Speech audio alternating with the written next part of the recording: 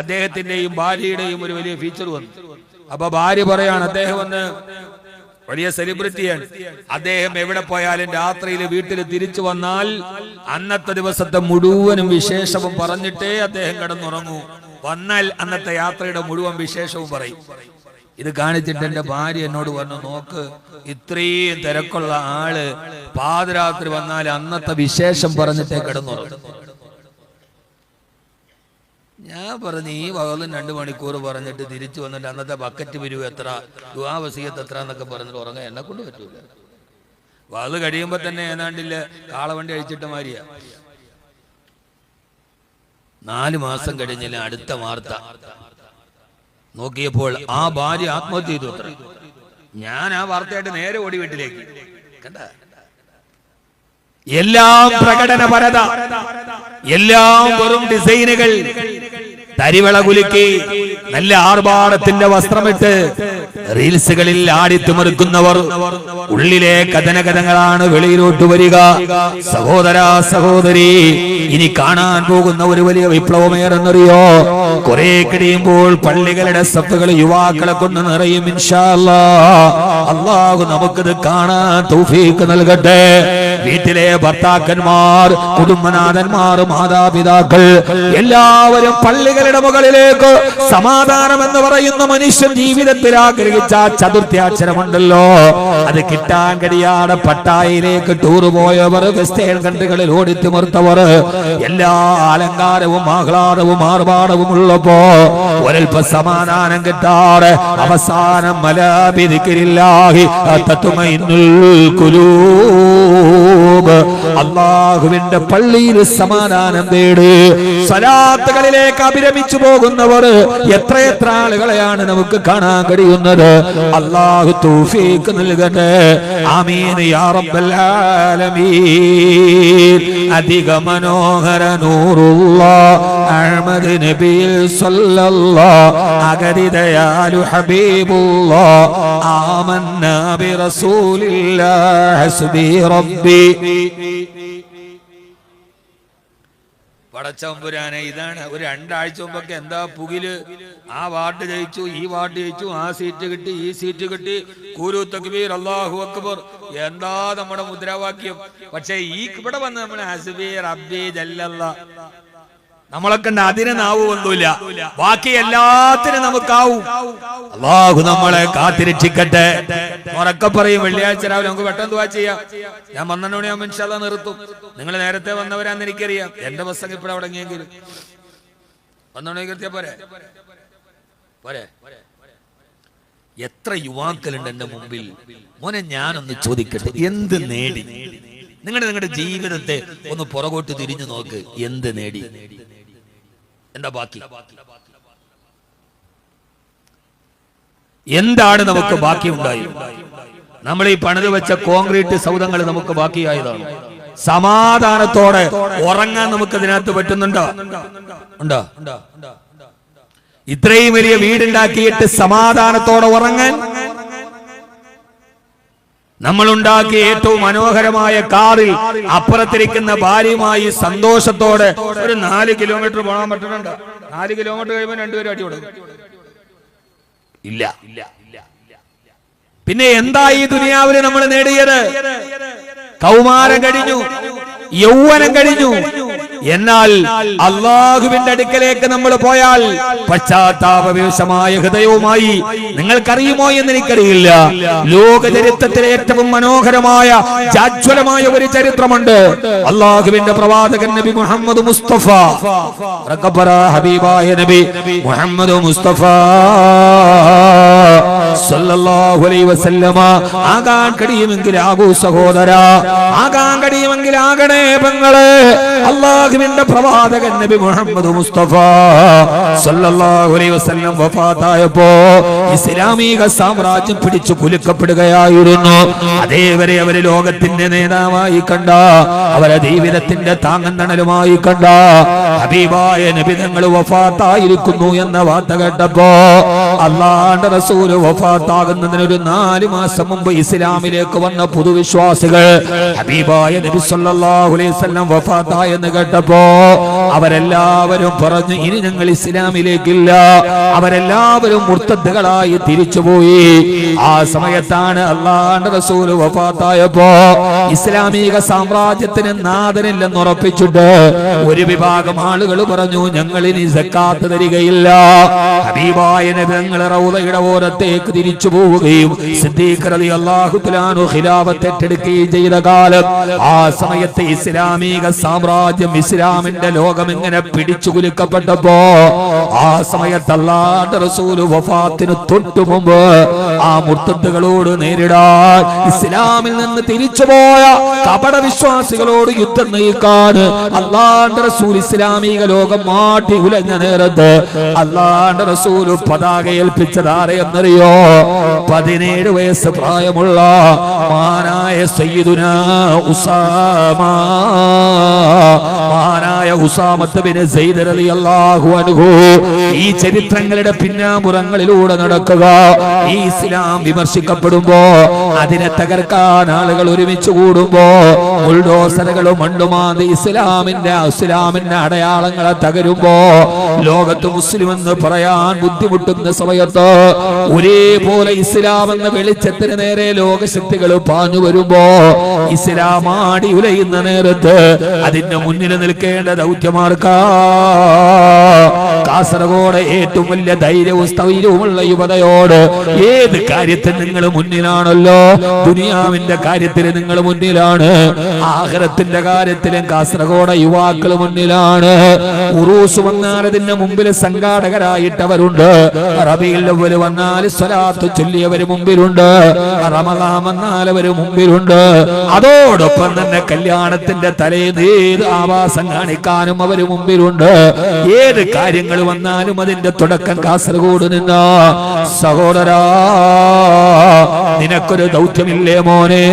ഇസ്ലാമിക ലോകം ഹബീബ് വിട പറഞ്ഞ റൗളയിൽ അടക്കം ചെയ്യപ്പെട്ട് അല്ലാഹുവിന്റെ ദീന് കിടന്നാടി ഉലഞ്ഞപ്പോ മഹാനായ സിദ്ദീഖ് റളിയല്ലാഹു തആല അൻഹു പറഞ്ഞത്, അല്ലാഹുവിന്റെ ദീനിനെതിരെ പോരാടുന്നവർക്കെതിരെ അല്ലാഹുവിന്റെ റസൂൽ തയ്യാറാക്കി നിന്ന സൈന്യത്തെ ഞാൻ പറഞ്ഞു വിടുവാൻ പോവുകയാ. ആ സൈന്യത്തിന്റെ നേതാവാരെന്നറിയോ? അന്ന് 17 വയസ്സ് മാത്രം പ്രായമുള്ള, അല്ലെങ്കിൽ 19 വയസ്സ് പ്രായമുള്ള, ഒരു ഡിഗ്രിക്ക് പഠിക്കുന്ന കുട്ടിയുടെ പ്രായമുള്ള മഹാനായ ഉസാമത്ത് ബിൻ സൈദ് റളിയല്ലാഹു തആല അൻഹു. ആരായ 19 വയസ്സുകാരന്റെ പുറകില് 30,000-ഓളം വരുന്ന സഹാബത്തുകൾ പുറകിൽ നിൽക്കുന്നുണ്ട്. അതിന്റെ പുറകിൽ നിൽക്കുന്നവരാരാ? മഹാനായ സിദ്ദീഖ് റളിയല്ലാഹു അൻഹു, മഹാനായ ഫാറൂഖ് റളിയല്ലാഹു അൻഹു, ഖാലിദ് ബിൻ വലീദ് റളിയല്ലാഹു അൻഹു.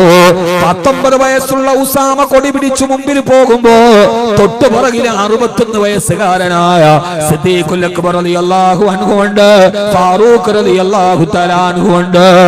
ആ സമയത്ത് മദീനയുടെ അതിർത്തിയിലേക്ക് ഉസാമ റളിയല്ലാഹു അൻഹു കുതിരപ്പുറത്ത് പോകുമ്പോ മഹാനായ സിദ്ദീഖ് റളിയല്ലാഹു അൻഹു ആ കുതിരയുടെ കടിഞ്ഞാണും പിടിച്ച് നടന്നു പോകവേ 19 വയസ്സുള്ള ഉസാമ പറയുന്നുണ്ട്, യാ ഖലീഫത്ത റസൂലില്ലാഹ്, ഒന്നുകിൽ നിങ്ങൾ കുതിരപ്പുറത്ത് കയറണേ, ഞാൻ താഴെ ഇറങ്ങാം. അല്ല മോനെ, അല്ല, നീയാണ് സേനാനായകന്, നീയാണ് പതാകവാഹകന്, നീ കുതിരപ്പുറത്തിരുന്നോളൂ. ഒട്ടകത്തിന്റെ കടിഞ്ഞാണും പിടിച്ചു നടന്നു പോകുമ്പോ പുറകിൽ 30,000-ഓളം വരുന്ന അക്കാബറുകളായ സഹാബത്ത് ഒരു 19 വയസ്സുകാരന്റെ പുറകില് അടിയുറപ്പിച്ച ദീനാണിത്. 19ാമത്തെ വയസ്സിൽ അല്ലാഹുവിന്റെ ദീനിന്റെ പതാകയും പിടിച്ചുപോയ ഉസാമ ബിൻ സൈദ് റളിയല്ലാഹു തആല അൻഹു അവസാനം സിദ്ദീഖ് റളിയല്ലാഹു അൻഹു ചോദിക്കുന്നുണ്ട്, ഉസാമ, എന്റെ പ്രിയപ്പെട്ട ഉസാമ, നിന്റെ പുറകില് പതാകയും പിടിച്ച് ഉമർ നടക്കുന്നുണ്ട്, പക്ഷേ ഞാൻ നിന്നോടൊരു കാര്യം ചോദിക്കട്ടെ, ഈ മദീനയിലെ ഞാൻ ഒറ്റയ്ക്കാകുമ്പോ മുഴുവൻ സഹാബത്തും യുദ്ധത്തിന് പോകുമ്പോ ഉസാമ, നീ ആ ഉമറിനെ കൂടെ എനിക്കൊന്ന് സഹായിയായിട്ട് തരുമോ? ഉസാമ, ആരാ പറയുന്നതെന്നറിയോ? അല്ലാഹുവിന്റെ റസൂലിന്റെ രണ്ടാമത്തെ ഖലീഫ, സാനിയത്തിനൈനി, ഖുവൈല രണ്ടാമത്തെ ആൾ, സാഹിബ് റസൂലില്ലാഹ് ഹബീബായ നബി തങ്ങളുടെ സഹവാസി ഈ നെല്ലിക്കുന്ന് പള്ളിയിലെ നാളെ ഖുത്ബ ഓതുന്ന സമയത്ത് രണ്ടാമത്തെ ഖുത്ബയിൽ ഓതില്ലേ അഫ്ളലുൽ ബശരി ബഅദൽ അംബിയാഇ ബിതസ്ദീഖ് ഹബീബായ നബി സല്ലല്ലാഹു അലൈഹി വസല്ലം കഴിഞ്ഞാൽ ലോകത്തിലെ അഫ്ളലുൽ ബശറായ സിദ്ദീഖ് റളിയല്ലാഹു അൻഹു 19കാരനോട് ചോദിക്കുകയാ നീ ഒന്ന് അനുമാനം നന്നാൽ ഉമറിനെ ഇവിടെ നിർത്താമല്ലോ ആധുനിക കോലത്തിന്റെ ഏകാധിപത്യത്തിന്റെ രാജാക്കന്മാരെ കണ്ടുപിടിക്കട്ടെ സമകാലീന രാഷ്ട്രീയ നേതാക്കൾക്ക് മനസ്സിലാക്കാൻ കഴിയാത്തത് വായ തുറന്നാൽ വർഗീയത പറയുന്ന വർഗീയതയുടെ രാജാക്കന്മാരെ കൂടെ കൂട്ടുന്ന ആ വർഗീയതയെ എതിർക്കേണ്ടവർ തന്നെ അതിന് പിന്തുണ നൽകുന്ന പുതിയ കാഴ്ചകൾ കാണുമ്പോ ഒരു ഭരണാധികാരി ആരായിരിക്കണം എന്റെ രാജ്യത്തിന്റെ പ്രജകളെ വിഭജിക്കരുതെന്ന് വർഗീയത പറയരുതെന്ന് ജാതി പറയരുതെന്ന് പറയേണ്ടവനല്ലേ ഭരണാധികാരി സഹോദര സഹോദരി ആ വർഗീയത കൊണ്ടുപിടിക്കുക മാത്രമല്ല ഈ രാജ്യത്തിന്റെ ഏറ്റവും വലിയ ന്യൂനപക്ഷ സമുദായത്തെ ഏറ്റവും വലിയ രീതിയിൽ അധിക്ഷേപിക്കുന്നവരെ ന്യായീകരിക്കുന്ന ഭരണാധികാരികളുടെ മുമ്പിൽ എന്തിനാണ് ഭരണാധികാരിയെ കുറിച്ച് പറയുന്നത് 1400 വർഷങ്ങൾക്ക് മുമ്പ് മദീനത്തെ പള്ളിയുടെ മിഹ്റാബിൽ കയറിയിരുന്ന് ഉമർ റളിയല്ലാഹു തആല അൻഹു പൊട്ടിക്കരയുന്നുണ്ട് എന്തിനാണ് ഉമറെ കരയുതെന്ന് ചോദിച്ചപ്പോ മഹാനായ ഉമർ റളിയല്ലാഹു തആല അൻഹു പറഞ്ഞത് ഉമറിന്റെ ഭരണാധികാരത്തിന് അതിർത്തി നേടുന്ന ആ ദിജ്ലാ നദിയുടെ തീരത്തുകൂടി ആ ദിജ്ലാ നദിയുടെ തീരത്ത് ഉമറിന്റെ രാജ്യത്തിന് അതിർത്തി പങ്കെടുക്കുന്ന ഇറാഖിന്റെ അങ്ങേറ്റത്തുള്ള ദിജ്ലാ നദിയുടെ തീരത്ത് വെള്ളമടിച്ചു വന്നിട്ടും മണ്ണ് കെട്ടുന്ന ആ കരിങ്കല്ല് കെട്ട് ദുർബലമാവുകയും ദിജ്ലാ നദീ തീരത്തും മണ്ണിടിച്ചിലുണ്ടാവുകയും അതിലൂടെ നടന്നു പോകുന്ന ഒരു ആട്ടിൻകുട്ടി എങ്ങാനും ദിജ്ലാ നദിയിൽ വീണ് ചത്തുപോയാൽ അതിനുവേണ്ടി ഉമറിനെ അല്ലാഹു നാളെ പരലോകത്ത് പിടിച്ചു നിർത്തുകയില്ലേ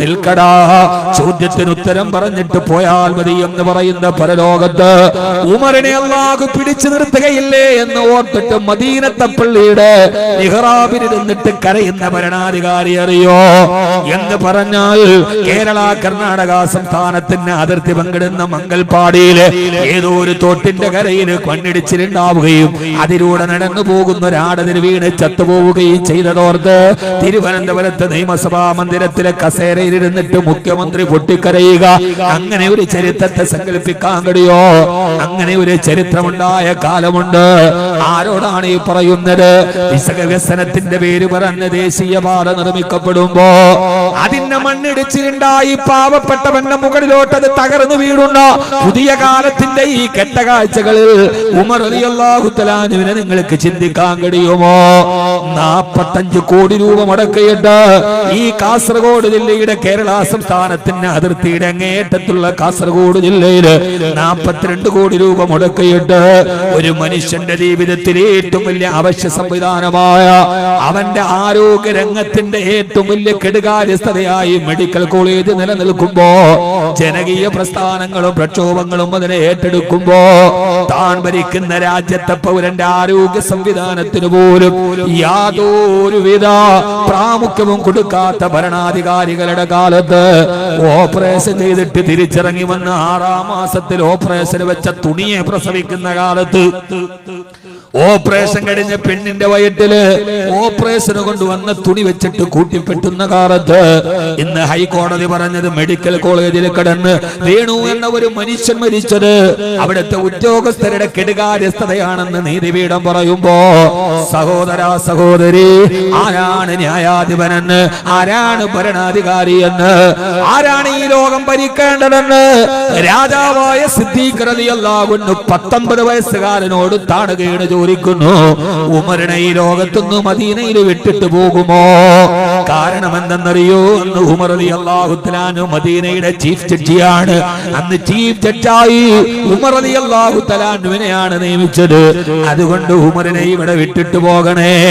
ഉമർ റളിയല്ലാഹു തആല അൻഹു ചീഫ് ജഡ്ജിയായി ഒരൊറ്റ വർഷം കഴിഞ്ഞപ്പോ ആ ചീഫ് ജഡ്ജിയുടെ സ്ഥാനം രാജിവെച്ചു. ഒരു വർഷമേ പദവിയിലിരുന്നുള്ളൂ. ഒരു വർഷം കഴിഞ്ഞപ്പോ രാജിവെച്ചു. എന്തെന്നറിയോ? അഴിമതിയുടെ പേരിലല്ല, ഇന്നൊരു ജഡ്ജിയെ കുറിച്ച് പറഞ്ഞത്, ജുഡീഷ്യൽ റിപ്പോർട്ട് വന്നത് അവര് നീതി പറയാൻ വിധി പറയാൻ അർഹതയില്ലാത്തവരാണെന്ന്.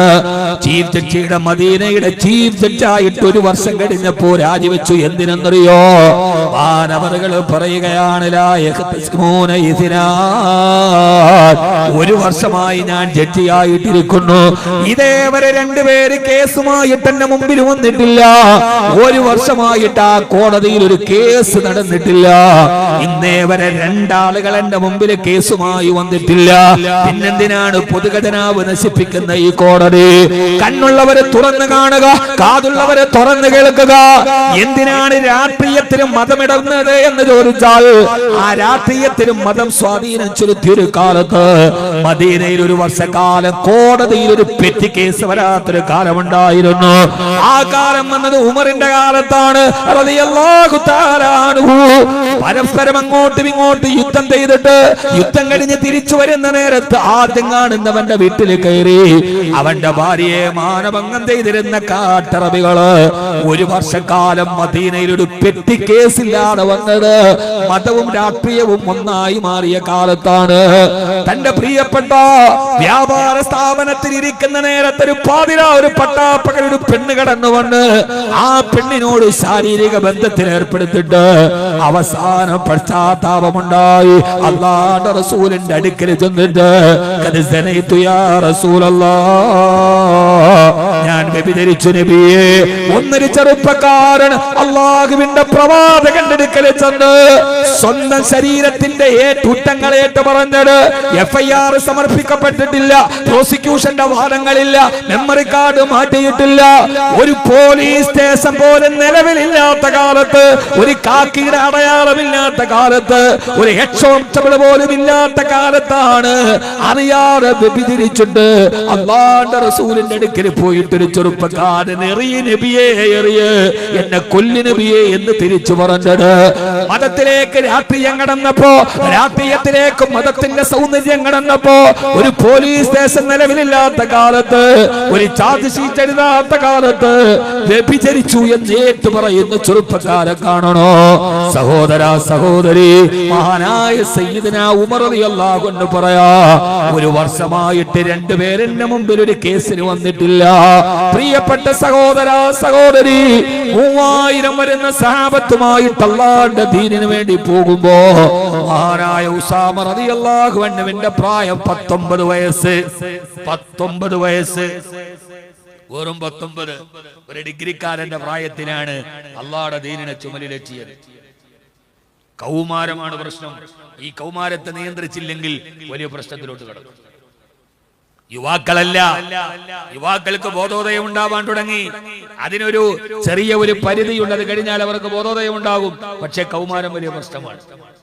അതുകൊണ്ട് സഹോദര സഹോദരി, അല്ലാഹു നമ്മെ അവന്റെ ദീനിലൂടെ അല്ലാഹു നമ്മളെ നടത്തട്ടെ.